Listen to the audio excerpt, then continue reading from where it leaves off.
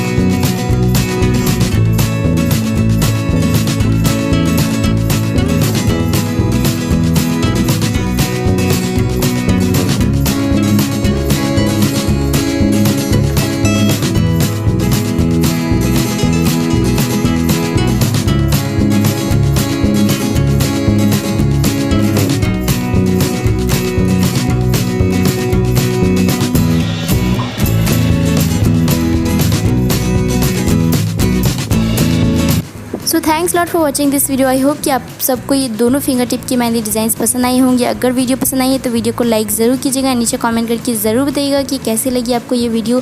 And मेरे channel को subscribe करना बिल्कुल भी मत भूलिएगा। मुझे इंस्टाग्राम एंड फेसबुक पे भी ज़रूर फॉलो कीजिएगा एंड इस वीडियो को अपने फ्रेंड्स एंड फैमिली के साथ ज़रूर शेयर कीजिएगा। So thanks lot and bye bye.